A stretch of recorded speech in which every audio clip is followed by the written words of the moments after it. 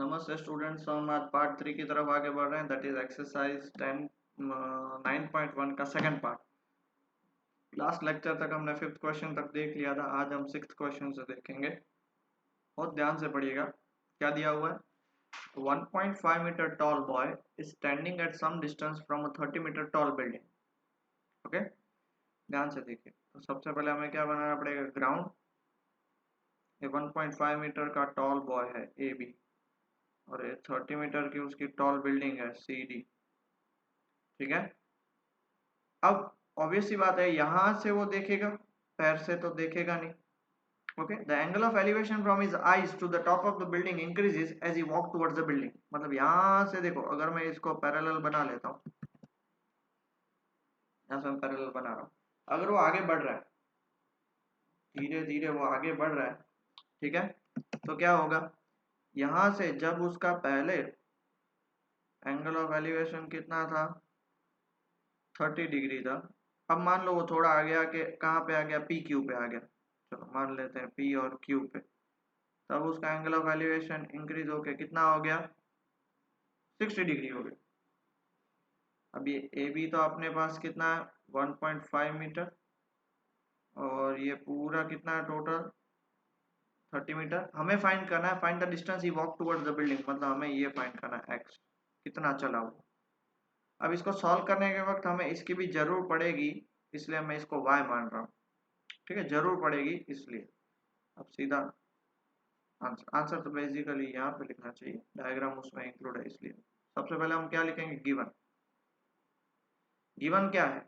A B is the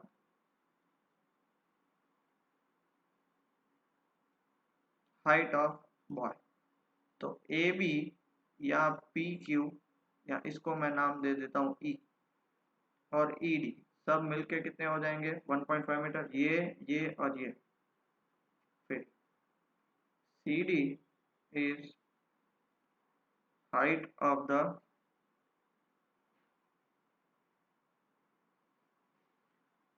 CD is the height of the building। CD कितना दिया हुआ है हमारे पास? क्वेश्चन में 30 मीटर दिया हुआ है। Therefore सिंप्लीफाई करेंगे तो ED कितना हो जाएगा? ओके, CE कितना हो जाएगा? CE is equal to, total 30 था, उसमें से 1.5 को माइनस करेंगे तो क्या हो जाएगा? 28.5 मीटर हो जाएगा, ये वाला इतना सा पार्ट। ओके, लेट लेट तो नहीं लेंगे। कितना डिस्टेंस वो आगे बढ़ा? BQ is the distance travelled by distance travelled by boy. कितना वो डिस्टेंस चला? BQ को मैं x मानता हूँ, और BQ और AP दोनों सेम है, इसलिए उन दोनों को मैं x मान लूँ। और अब हम करेंगे लेट, क्या करेंगे? QD जो किसके इक्वल है? PE के इक्वल है, हम उसको y मानेंगे। दैट इज ये भी मेरा x हो गया, और ये भी मेरा y। कितना क्लियर हुआ? अब हमारे पास दो ट्राइंगल है, पहला ट्राइंगल है CPE और दूसरा ट्राइंगल है CAE। अब देखो CAE में x है, बट वो फाइंड करेंगे तो y भी फाइंड करना पड़ेगा हमें। तो सबसे पहले मैं छोटू ट्राइंगल में लूंगा, इन ट्राइंगल CPE। पहले ये डायग्राम बना लीजिए, गिवन लिख लीजिए, फिर मैं बार बार पीछे ना करूं, आपको एक बार में समझ में आ जाए इसलिए। ठीक है, चलो लिख लिया सब लोगों ने? ठीक है, लिख लिया सब लोगों ने। तो सबसे पहले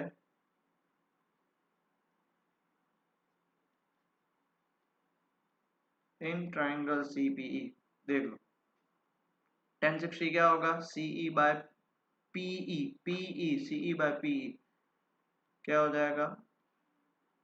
1060 degree is equal to CE by PE। 1060 is √3। CE मेरे पास गिवन है 28.5, और PE मेरे पास है y, x नहीं है y। डायग्राम चेक करो। तो देयरफॉर मैं y क्या लिख सकता हूँ? 28.5 बाय √3। इसको मैं नंबर 1 कर दूँ। अब हमारे पास दूसरा ट्राइंगल कौन सा बचेगा बेटा? CAE। कौन सा बचा? इन ट्राइंगल CAE, उसमें कितना एंगल लगाएंगे? 1030 डिग्री।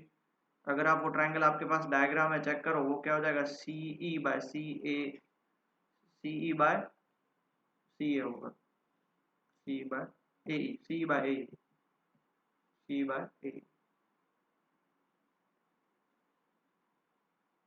1030 की वैल्यू होती है 1/√3।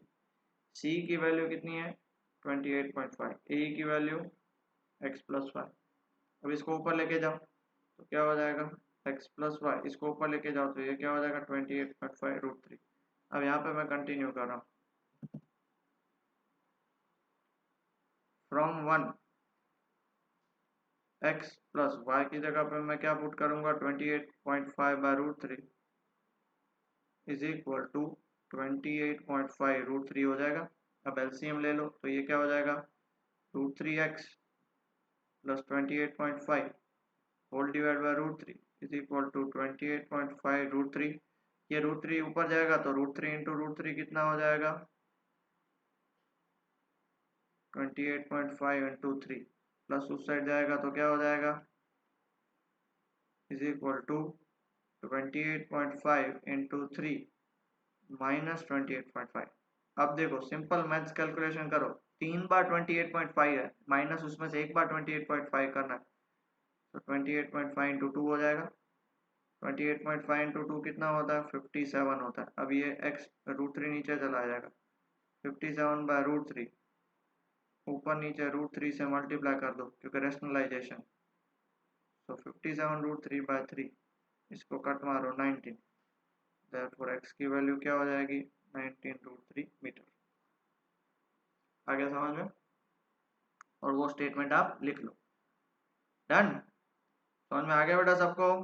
चलो आगे बढ़े फिर next question. From a point on the ground the angle of elevation of the bottom and the top of a transmission tower fixed at the 20 meter high building are 45 degree and 60 degree respectively। Question समझ पा रहे हो, एक ground है बराबर है, एक उस पे बिल्डिंग है, उस पे भी एक टावर है, ठीक है। तो ए बी टावर है और बी सी बिल्डिंग है, पी एक पॉइंट है ग्राउंड पे। तो ये बी सी कितनी बड़ी बिल्डिंग है बेटा 20 मीटर बिल्डिंग है, होता है ना बिल्डिंग के ऊपर टावर्स होते हैं बड़े बड़े, उसकी बात है। तो इस पॉइंट से आप इस टावर का क्या देख रहे हो, from the point on the ground angle of elevation of bottom and the top, ये बॉटम और ये टॉप, कितना है बॉटम का है 45 डिग्री और टॉप का कितना है 60 डिग्री, ठीक है। आ गया समझ में। तो find the height of the tower, height of the tower को मैं h मान लेता हूँ। देखो हमें इसकी जरूर पड़ेगी इसलिए मैं उसको x मीटर पहले से ही लिख के रखता हूँ। ओके, तो सबसे पहले गिवन लिखते हैं, गिवन क्या लिखेंगे A B which is what height of tower जो हमें फाइंड करना है, और उसको h मान लेते हैं। फिर क्या है बी सी क्या है हाइट ऑफ बिल्डिंग, और जो कितनी दी हुई है 20 मीटर दी हुई है। और लेट पीसी को मैं क्या मान लूंगा, पीसी को मैं x मान लूंगा। डन, पीसी को मैं x मान लेता हूँ। हो गया इतना क्लियर। ओके, अब सबसे पहले कौन से ट्राइंगल में मैं पुट करूंगा, छोटा triangle BPC. In triangle BPC क्या लगाओगे 1045 degree is equal to 1045 is equal to क्या होगा opposite by adjacent BC by PC. बेटा ये पता चला ना, ये 45 और 60 क्वेश्चन में गिवन है। बॉटम के लिए एंगल ऑफ एलिवेशन ऊपर देखना है, ऐसे देखना है आपको ग्राउंड से। तो 1045 क्या हो जाएगा 1, बीसी कितना हो जाएगा 20 और पीसी क्या है x, तो देयरफॉर x की वैल्यू क्या होगी 20 मीटर। अब हमारे पास दूसरा ट्राइंगल कौन सा है APC, in triangle APC. Okay, क्या लगाएंगे उसमें हम 1060 डिग्री इज इक्वल टू क्या हो जाएगा opposite AC by PC. 1060 is equal to √3, AC क्या होगा एसी h+20 और पीसी क्या होगा x, तो x ऊपर चला जाएगा तो x into √3 is equal to h+20। देखो एक ही पेज में आ जाए इसलिए मैं ये कर रहा हूँ, आप साइड में लिखेगा। सो फ्रॉम 1 इसको मैं 1 नाम दे देता हूँ। क्या होगा 20√3 is equal to h plus 20। ये 20 इस साइड चला जाएगा तो h is equal to 20√3 minus 20 इस साइड चला जाएगा तो 20 कॉमन निकाल लो, आंसर आपका आएगा 20√3 माइनस 1 मीटर। और लास्ट में आप क्या लिखोगे, स्टेटमेंट। इजी बेटा, कुछ भी डाउट, कुछ भी डाउट बेटा नहीं है ना? Pause the video and note it down, फिर आगे बढ़ते हैं फिर नेक्स्ट क्वेश्चन की तरफ। चलो नेक्स्ट क्वेश्चन की तरफ आगे बढ़े। ओके नेक्स्ट क्वेश्चन क्या है, 8। बहुत बढ़िया सा क्वेश्चन है। अब 7th और 8th एक दूसरे से सेम है। अब क्या दिया हुआ, स्टैचू 1.6 मीटर टॉल एक स्टैचू है, stands on the top of a pedestal. कोई भी स्टैचू होता है ना, वो जमीन पे नहीं होता है, एक नीचे उसका बेस होता है उसके ऊपर, तो बेटे पेडेस्टल क्या है, उसका बेस है। तो ग्राउंड से ये पेडेस्टल है और उसके ऊपर स्टैचू खड़ा है, उसकी हाइट कितनी है, 1.6 मीटर इसकी हाइट है। Okay, from the point on the ground, एक पॉइंट ऑन द ग्राउंड से, the angle of elevation of the top of the statue, statue का टॉप,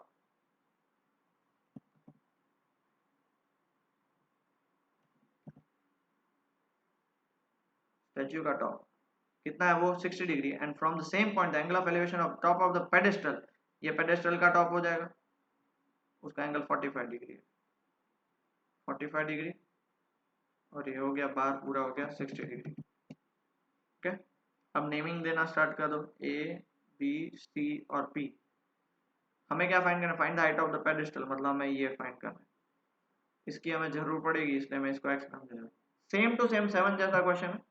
7 में क्या था, बिल्डिंग की हाइट गिवन थी नीचे वाली, और ऊपर वाला टावर की हाइट फाइंड करनी है। इसमें ऊपर वाली की हाइट गिवन है और नीचे वाली की हाइट फाइंड करनी है। सबसे पहले गिवन लिखते हैं। गिवन क्या लिखेंगे, A B is equal to height of statue कितनी दी हुई है, 1.6 metre. B C is equal to what, height of pedestal कितना किया हुआ है, h metre. Let B C is equal to X, बराबर। अब सबसे पहला ट्राइंगल कौन सा होगा,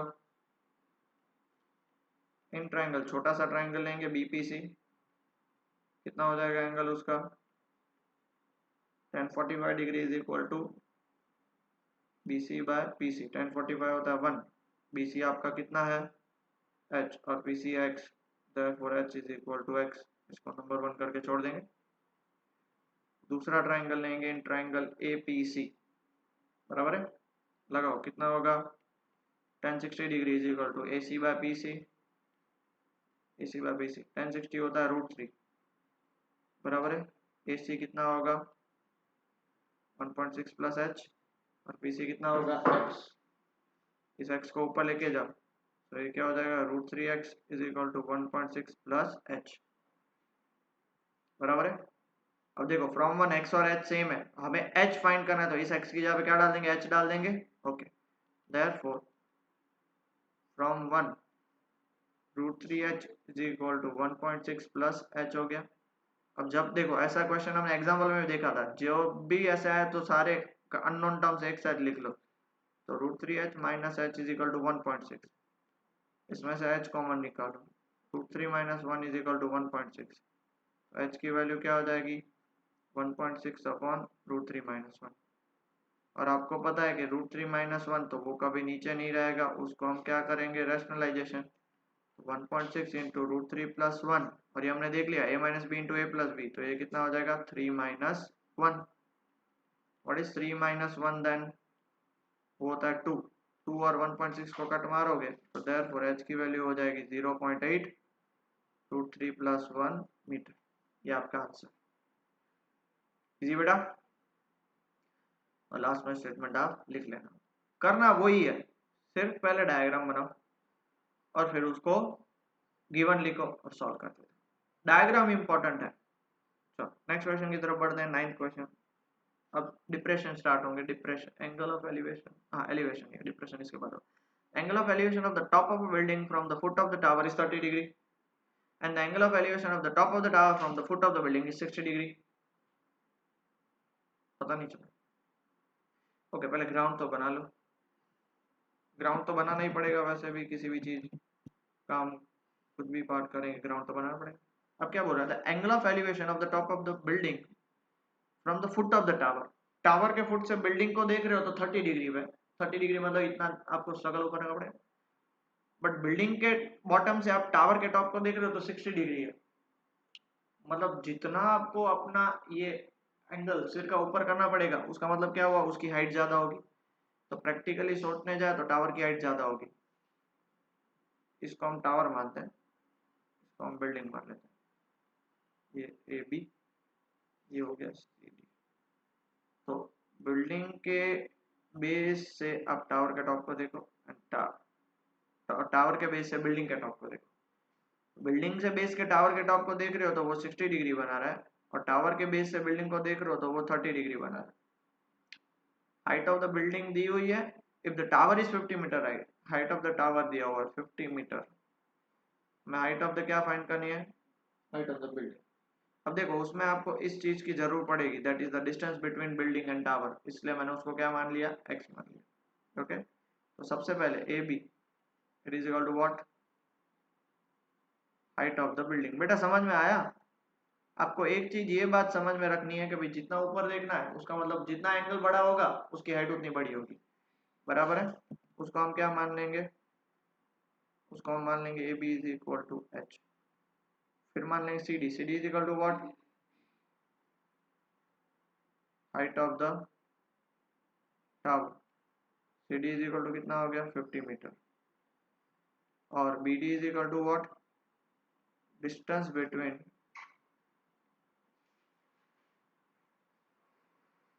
टावर एंड बिल्डिंग। ठीक है, अब सबसे पहले हमारे पास एंगल कौन सा बचा, हाँ लेट लिखना तो भूल गए भाई। हाँ, उसको हम क्या मानेंगे, उसको मान लेंगे एक्स मीटर।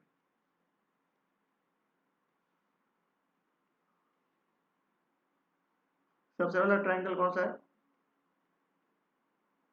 इन ट्रायंगल एडीबी। कितना एंगल है, 30 degree. tan 30 is equal to A B by B D. tan 30 is equal to what, 1/√3। A B is H, B D is X. आपको एक्स फाइंड ही नहीं करना था, एक्स को ऊपर लेके आओ, √3 को इस साइड लेके आओ, तो एक्स इज इक्वल टू क्या हो जाएगा, h√3। नंबर 1 करके छोड़ दो। दूसरा आपके पास ट्रायंगल कौन सा है, सीबीडी। सीबीडी क्या हो जाएगा, tan 60। tan 60 मतलब क्या होगा, C D by B D, C D by B D. tan 60 होता है √3, सी डी आपका 50 और बी डी आपका एक्स। कितना क्लियर हो गया, पक्का क्लियर हो गया। अब इस x में इसको ऊपर लेके जाता हूँ तो ये क्या हो जाएगा, √3x is equal to 50। Okay, इतना लिख लीजिए, फिर आगे बढ़ते हैं, क्योंकि हमें x फाइंड नहीं करना, हमें h फाइंड करना। लिख लिया, therefore from 1 √3 x की जगह पे क्या लिखोगे, √3h इज इक्वल टू 50। तो 3h is equal to 50, h की वैल्यू 50/3 मीटर। आंसर आ गया। कितने सिंपल क्वेश्चंस हैं देख लो, कोई मगजमारी भेजामारी करने की बात नहीं है, बहुत सिंपल क्वेश्चंस है। ठीक है, ज्यादा क्वेश्चन भी नहीं लेंगे, 6-7 क्वेश्चन ही लेंगे ताकि आप प्रैक्टिस कर सको। Okay, next question. मेरे हिसाब से ये the most IMP question, the most IMP. Two balls of equal heights are standing opposite to each other on either side of the row which is 80 metre wide। Question समझ में आया, दो poles हैं, उन दोनों की साइड, उन दोनों की हाइट सेम है, ये ए बी और ये सी डी। ए बी और सी डी मैं रफली बना रहा हूँ, इसलिए आपको पेंसिल से बनाना है, पेंसिल स्केल से बनाना है। ओके, उन दोनों के बीच का डिस्टेंस है 80 मीटर। ओके, अब सुनना, from a point between them मतलब एग्जैक्टली मिडल नहीं होगा। किस तरह से कि भाई the angle of elevation of the top of the poles are 60 and 30। मतलब एक पोल को इतना देखना पड़ेगा, एक पोल को ऐसा देखना पड़ेगा, मतलब बीच में नहीं होगा, वो एक जगह पे होगा। मान लो इस पॉइंट से मैं वो सी नहीं, वो पी इज द पॉइंट मान लेता हूँ। तो अब ये पॉइंट को सी वाले को देखने के लिए ज्यादा एंगल बनाना पड़ेगा या पी वाले को? सी वाला और ये ए वाला, तो ऑब्वियस सी बात है यही ज्यादा होगा, क्योंकि जितना डिस्टेंस कम, आपको पता है ना, बिल्डिंग देखनी हो तो बहुत नजदीक से देखते हो तो इतना ऊपर करना पड़ता है, दूर से देखते हो तो सिर्फ इतने में दिख जाता है। तो जितना डिस्टेंस कम वो उतना एंगल ज्यादा। तो find the height of the poles, इसकी हाइट को मैं h मानता हूँ, तो इसकी हाइट भी क्या हो जाएगी h, क्योंकि दोनों सेम हाइट के। And the distance between the point from the pole, मान लेता हूँ मैं इसको x, तो ये पार्ट मेरा क्या हो जाएगा 80 माइनस एक्स, क्योंकि ये टोटल है 80, उसमें से x गया तो 80 माइनस एक्स। डन। अब given part A B is equal to C D is equal to height of the pole, जो कितना है h मीटर। दूसरा B D is equal to distance between two poles, जो कितना है 80 मीटर। लेट बीपी को मैं मान रहा हूँ x मीटर, तो देयरफॉर पीडी मेरा कितना हो जाएगा 80 माइनस एक्स मीटर हो जाएगा। ये पोर्शन सबको क्लियर? अब सबसे पहला मैं ट्राइंगल लूंगा, छोटू वाला ट्राइंगल ए बी बी, ये वाला ट्राइंगल। तो उसमें मैं क्या अप्लाई कर सकता हूँ, tan 60 degree is equal to opposite by adjacent, A B by B P. tan 60 is equal to √3, A B is equal to h, B P is equal to x. तो हमें find तो क्या करना है, H find करना है, तो x को ऊपर लेके जाओ, √3 को नीचे लेके आओ, therefore x is equal to h by √3। Number one, x ऊपर लेके गया, √3 नीचे लेके आओ। अब दूसरा ट्राइंगल कौन सा, सीपीडी, ठीक है। इन ट्राइंगल सीपीडी, उसमें कितना एंगल दिया हुआ है, उसमें tan 30 दिया हुआ है सीपीडी। तो क्या हो जाएगा C D by P D, check कर लो, C D by P D, C D H और P D 80 minus x. tan 30 आपका होगा 1 by √3, C D H P D 80 minus x, ये ऊपर चला जाएगा, 80 minus x is equal to, ये कितना हो जाएगा √3h। अब हमारे पास x की वैल्यू क्या निकली, x की वैल्यू h बाय √3, तो फ्रॉम 1 x की value h by √3 is equal to √3h। LCM ले लो, 80 √3 minus h whole upon √3 is equal to √3h। So 80 √3 minus h, और ये ऊपर चला जाएगा √3 इंटू √3, ये क्या हो जाएगा 3h, माइनस h इधर गया, therefore कितना हो जाएगा 4h is equal to 80 √3, h की वैल्यू 4 डिवाइड में चला जाएगा तो 20 √3 मीटर। सो अगेन फ्रॉम 1 हमारे पास x की वैल्यू क्या है h बाय √3, h क्या निकला 20 √3 बाय √3, therefore x की वैल्यू 20 मीटर।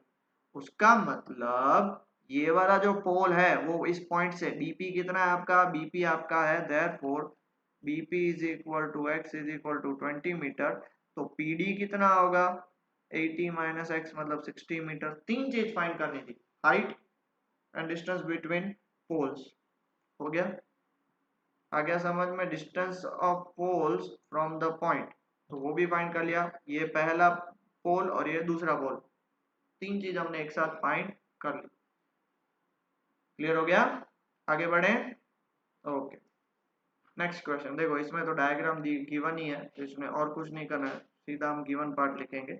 देखो क्या दिया हुआ है, TV tower stands vertically on a bank of a canal from a point on the other bank directly opposite the tower, the angle of elevation is 60 degree. ये देखो ये bank है,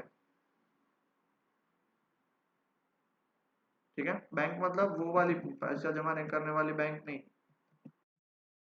ठीक है, पैसे जमा करवाने वाली बैंक नहीं है ये, रिवर का बैंक जो बोलते हैं कि भाई ये river, width of the river मान लो ना, विड्थ ऑफ द रिवर, ठीक है। यहाँ से कोई बंदा देख रहा है टीवी टावर को तो 60 डिग्री है। From another point 20 metre away from this point, line joining this point to the foot of the tower, मतलब एग्जैक्टली इससे पीछे 20 मीटर, वहां से दिख रहा है 30 डिग्री दिख रहा है। Find the height of the tower and width of the canal, ये विड्थ ऑफ द रिवर नहीं है, ये विड्थ ऑफ द कैनल हो जाएगी, तो उसको मैं x मीटर नाम लेता हूँ, ठीक है। सबसे पहले A B is equal to what,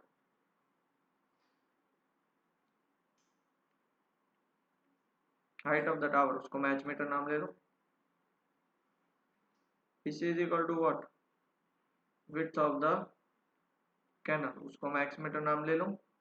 and DC already question में गिवन है 20 मीटर। तो सबसे पहले कौन सा ट्राइंगल, छोटू ट्राइंगल ACB, छोटू ट्राइंगल ACB, क्या अप्लाई करूंगा उसमें, tan 60 degree is equal to opposite by adjacent AB bye BC और CB। ठीक है, tan 60 होता है √3, AB है आपका H, BC X, therefore आपको तो दोनों चीज फाइंड करनी है, H और X। तो H, X भी चाहिए, H भी चाहिए। जैसे लास्ट क्वेश्चन में हमने H के फॉर्मेट में किया है, तो यहाँ पे मैं H को क्या लिख सकता हूँ, √3x, इसको नंबर 1 करके छोड़ दो।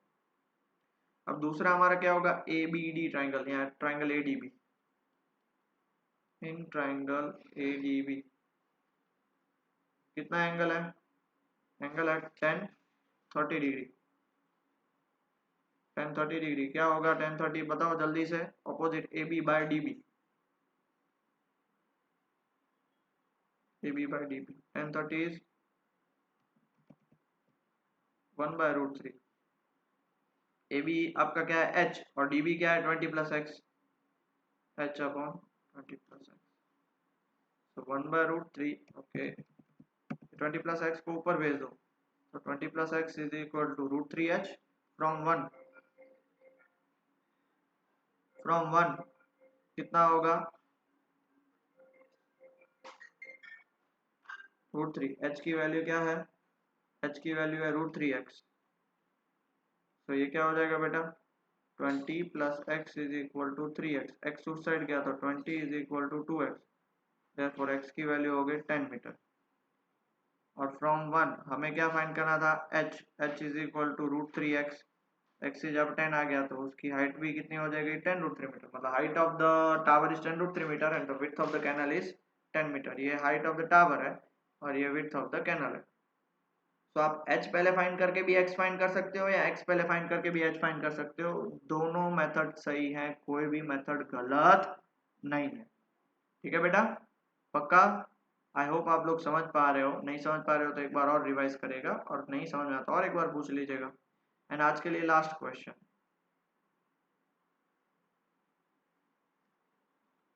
From a top of a 7 metre high building the angle of elevation of the top of a cable tower is 60 degree and the angle of depression of the foot of its foot is 45 degree. Determine the height of the tower. Okay. Ground तो बनाना ही पड़ेगा, ये 7 metre की building है, थोड़ी बहुत नहीं, अरे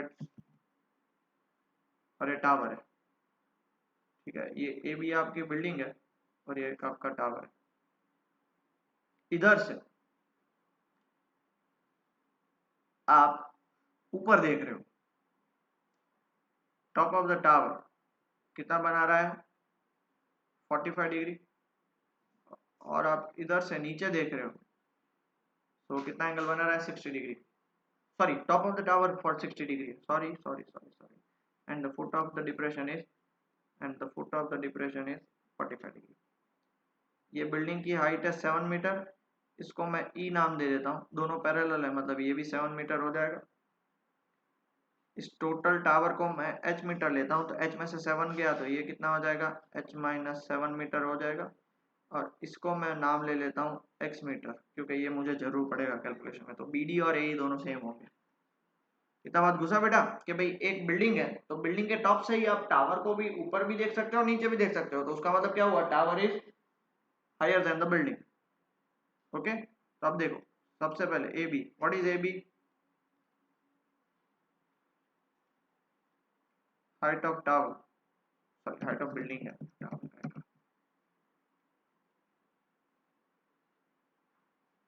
7 metre, CD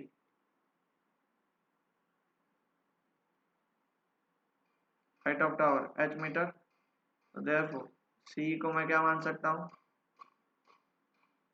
h minus 7 metre. अब यहाँ पे ये भी बोल सकते हो कि AB और ED दोनों की लेंथ 7 मीटर होगी, ए बी और ई डी है। अब उसके अलावा मैं एक और चीज मानूंगा, लेट बी डी किसके इक्वल होगा, ए ई, और उसकी हाइट क्या हो जाएगी, उसकी एक्स हमने उसको माना। अब थोड़ा ध्यान से देखिएगा, आप लोगों में से आधे से ज्यादा बच्चे बोलेंगे सर ये 45 तो इसको भी 45 ले लो। तो ये चीज करने की जरूरत नहीं है, आप एक ये ट्राइंगल ले सकते हो, समझ रहे हो, ये भी तो 90 डिग्री है, ये भी तो 90 डिग्री है, तो सबसे पहले मैं ये ट्राइंगल, छोटू वाला ट्राइंगल ले लूंगा, ए ई डी, ठीक है। तो उसमें मैं क्या अप्लाई करूंगा, 1045 डिग्री। अब देखो, आप बोलोगे सर ये अप्लाई करना डिफिकल्ट है, 10 का मतलब क्या होता है, इसके ऑपोजिट, ऑपोजिट क्या है, ईडी अपॉन एडजेसेंट, तो 1045 के ऑपोजिट एडजेसेंट क्या है, ए है। 1045 1 है, ईडी है 7, ए को हमने एक्स माना है, तो therefore x is equal to क्या हो जाएगा, 7 मीटर। 1 करके छोड़ दूं। अब दूसरा हम लेंगे C A E, if therefore in triangle C A E, उसमें क्या एंगल दिया हुआ है, उसमें एंगल दिया हुआ 1060 डिग्री, चेक करो 1060 डिग्री है, क्या होगा, सी ई बाय ए ई हो जाएगा, 10 is equal to opposite by adjacent, और 10 आपको पता है कि 10 क्या होगा आपका 60 डिग्री √3 होगा। सीई अगर आप डायग्राम से चेक करोगे तो h-7 होगा, और ए आपका x, तो ये x ऊपर चला जाएगा, तो √3x is equal to h-7 from 1। क्या बताया, x की वैल्यू क्या मिली, 7 मीटर, तो मैं यहाँ पे क्या बोल सकता हूँ, √3 into 7 is equal to h-7, और -7 को इस साइड लेके जाओ तो h is equal to 7 plus 7 √3, और 7 कॉमन निकालो, 1 प्लस √3 मीटर, और लास्ट में आप स्टेटमेंट लिख लेना, therefore height of the transmission tower is 7 1 plus √3 metre. ठीक है, तो आई होप आपको आज का लेक्चर आ गया होगा समझ में। बहुत इजी सा लेक्चर है बेटा, कोई टेंशन लेने वाली बात नहीं, बहुत इजी सा लेक्चर है, और आराम से जितना करोगे आपको और मजा आएगा। और मेरी रिक्वेस्ट है कि यही के यही सारे क्वेश्चंस आप रिपीट करो, ठीक है। Till then study well and take care बेटा।